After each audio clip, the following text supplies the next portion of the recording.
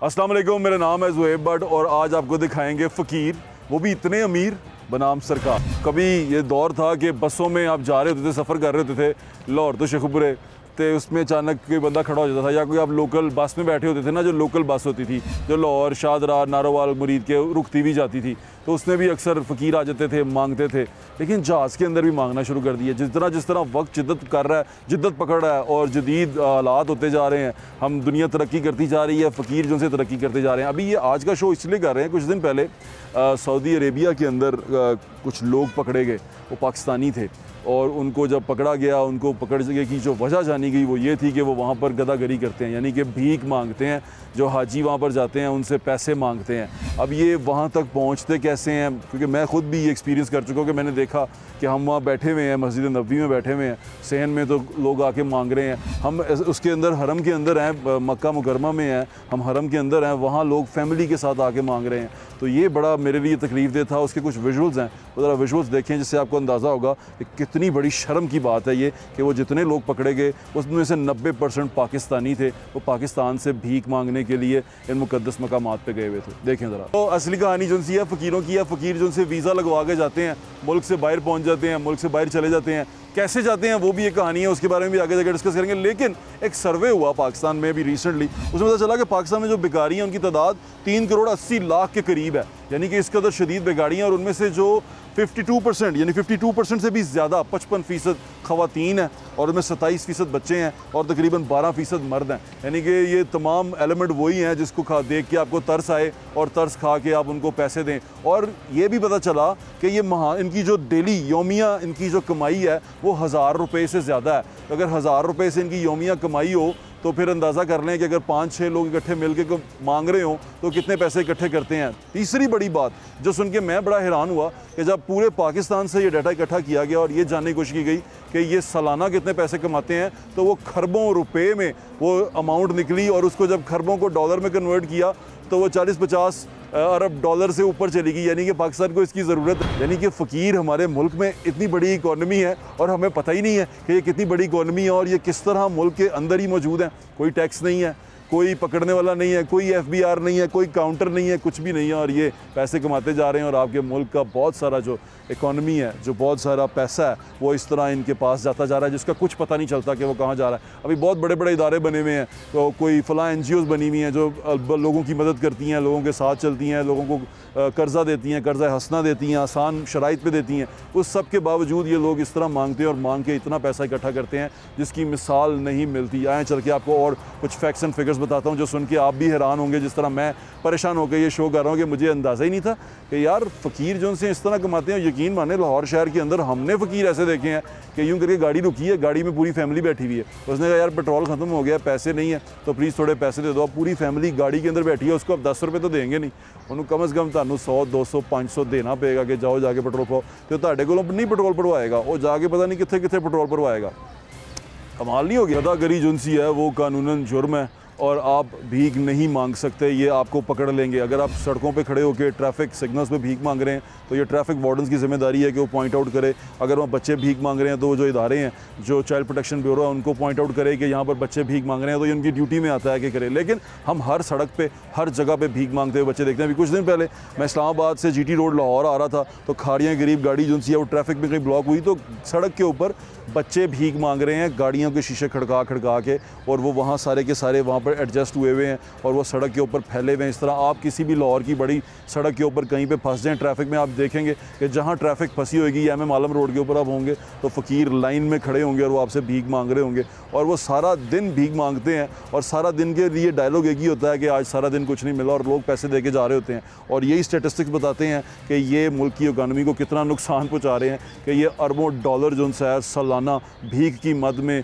पाकिस्तान में, सिर्फ पाकिस्तान में इकट्ठा हो रहा है, जिसका कोई पूछने वाला नहीं है। अभी हम बात तो गदागरी पे कर रहे थे, लेकिन हमारे एक भाई हैं, क्या नाम क्या आपका? जी मेरा नाम राजा अल्ताफ हुसैन है और मैं मुस्लिम लीग नून का। अच्छा बात सुने, आप क्या कर रहे हैं यहाँ पे, कितने अरसे से यहाँ पे? सर मैं यहाँ फुटपाथ पे लिबर्टी मार्केट गुलबर्ग में दुपट्टा गली चौक में 20 साल से कटिंग शेप की ये कुर्सी लगाए फुटपाथ पे हजाम काम कर रहा हूँ। हजाम काम कर रहे हैं? हजाम काम करते हैं। अब आपका मसला क्या है? सर मेरे घर के बहुत मसाइल हैं, मेरे मकान की छतें कमज़ोर शिकस्ता हैं। मेरा बेटा 18 साल का, उसको नौकरी चाहिए। मैंने मेरी बात सुने, जी क्या इनसे क्या चाहते हैं जिनकी आप ये लेके फिर सर, रहे हैं? मैं इनसे ये चाहता हूँ कि मैं इतनी बड़ी जद्दोजहद मैंने की है। क्या जदोजहद की सर, जद्दोजहद मैंने की है, नैब इदारों में इनका इस्तकबाल किया, मियाँ मोहम्मद शहबाज शरीफ, मियाँ नवाज शरीफ, मरियम नवाज साहबा का और हमजा साहब का। अखबार मेरे पास भरी पड़ी है सर, तस्वीरें भी साथ चल रही हैं। क्यों इस्तकबाल करते थे आप? सर, मैं उनका जाला हूँ, उनका कारकुन हूँ। मैंने इनकी खातर खून रोड़ा है सर। वजह सर, N120 में जब ये इलेक्शन कैंपेन करते थे, मेरे सर में बोतलें लगी थी।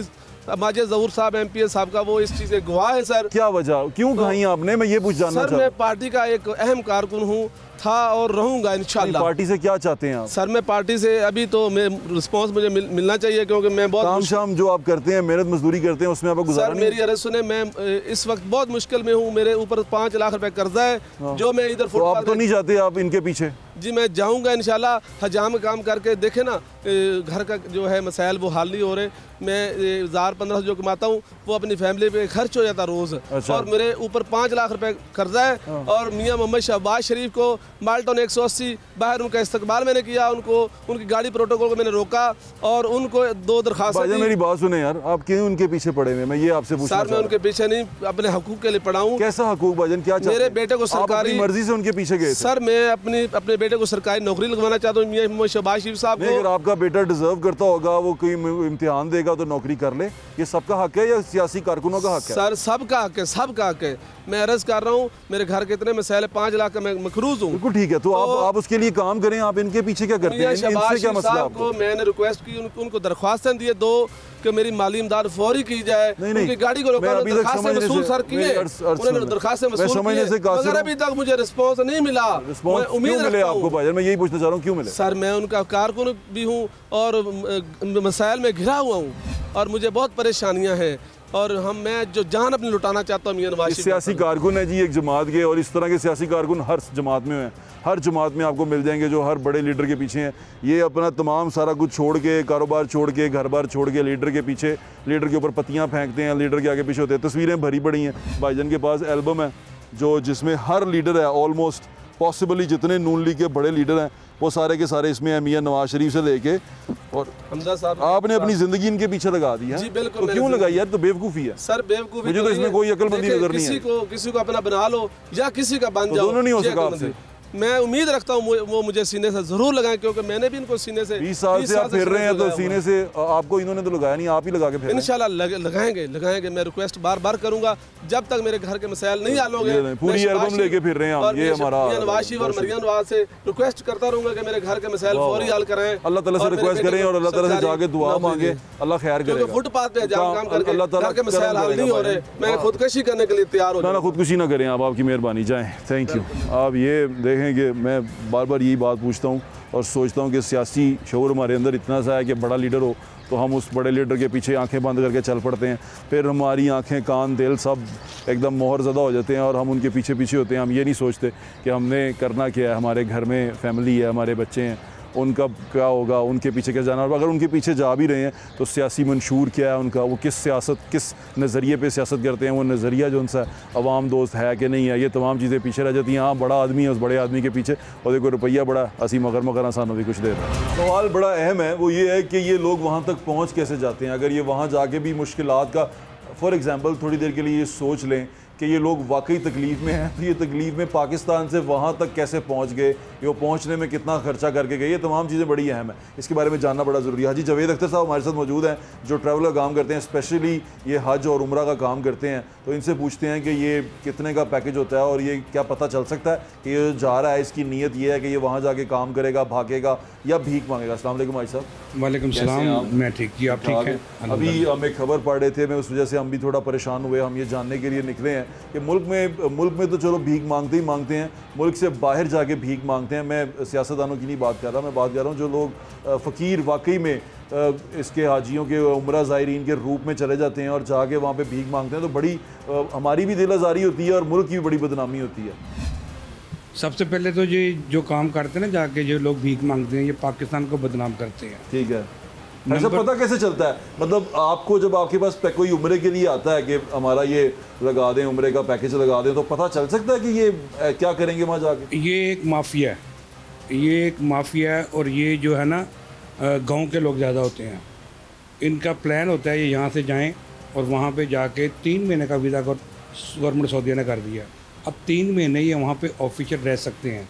इनका प्लान में शामिल है वहाँ पे जाके भीख मांगी जाए। यहाँ पे मिलती है आपको पाकिस्तानी रुपीज़ और वहाँ पे मिलती है आपको रियाल। तो ये पाकिस्तान को बदनाम कर रहे हैं और प्लान के तहत जाते हैं वहाँ पे जाके भीख मांगते हैं। इनका ये प्रोफेशनल है, ये गांव के जो लोग हैं। अच्छा, ये सब मिनिमम जो पैसे हैं एक उम्रा के टिकट कितने का मिलता है, यानी कि सबसे कम तरीन जो हो पैकेज वो क्या होता है? जो टिकट है ना, टिकट जो सऊदीयन का टिकट है वो तो थोड़ा कॉस्टली है, अभी 1,30,000 के राउंड अबाउट है। ठीक है। ये वाया जो टिकट होती है वो टिकट सस्ती होती है। वो कितने की होती है? वो टिकट 1 लाख के राउंड अबाउट होती है। चले लाख कर लें। और वो वाया क्या होती है? वाया जो आपका रास्ता यानी कि सऊदीयन डायरेक्ट है, ये आप डायरेक्ट लेके जाते हैं। वो वाया गल्फ जाती है, वाया कुवैत जाती है, वाया दुबई आती है। हाँ जी, via Dubai, via Kuwait, via Qatar, वो सस्ती होती है। वो सस्ती होती है। अच्छा। अब ये लोग होते हैं, ये जो मांगने वाले हैं, ये सस्ता एक वीज़ा आके लेते हैं, जस्ट पैकेज नहीं मांगते। वीज़ा कितने का लगता है? वीज़ा 40,000 के राउंड पड़ा, 40,000 का। और 40,000 का वीज़ा और लाख रुपए की टिकट, यानी कि 1.5 लाख रुपया कर लें तकरीबन इतना। 1.5 लाख में उमरा ये कराते हैं, उमरे के लिए निकल जाते हैं। ऐसे ही है। और फैमिली जाती है मांगने के लिए, ये अकेले लोग नहीं होते। अच्छा। इनका प्लान है, इनके प्लान में शामिल है हमने जाना है और 2-2.5 महीने ये हमने अपने सीजन लगा के वापस आना। ऐसा ये जो उम्रे का पास वीज़ा होता है, ये वीज़े में जिस तरह बाकी मुल्कों में स्क्रूटनी होती है, लोग चीज़ें चेक की जाती हैं, बैंक बैलेंस, आपकी तमाम चीज़ें, यहाँ इसमें सऊदीया में चेक नहीं किया जाता? नहीं चेक कर सकते ये लोग। ये वीज़ा देखें 3 मंथ का इशू हो गया आपको, तो उनको नहीं पता इन्होंने आना तो भीख मांगनी है, ये नहीं हो सकता। हाँ, अगर आपका एक्सपीरियंस है, आपका एक एक्सपीरियंस है उम्रे का काम करते हुए, आप देखते हैं कि आपको लगता है, हम इसको अपनी ज़बान में रैबिट कहते हैं, खरगोश कहते हैं, हम इनको खरगोश कहते हैं, जो मांगते हैं। अब इसमें अगर आपका एक्सपीरियंस अच्छा है खरगोश, हाँ, अगर आपका एक्सपीरियंस है तो जो आप डील कर रहे हैं ना, तो आप थोड़ा सा जज कर सकते हैं इनको कि ये खरगोश वापस नहीं आएंगे, ये खरगोश है, ये निकल जाएगा वहाँ पे। अच्छा, ऐसे होता है कि वहाँ जाके गुम हो जाते हैं? ऐसा भी होता है कि वहाँ पे जाकर गुम हो जाते हैं, उसको भी हम रैबिट कहते हैं। वो आते नहीं आते।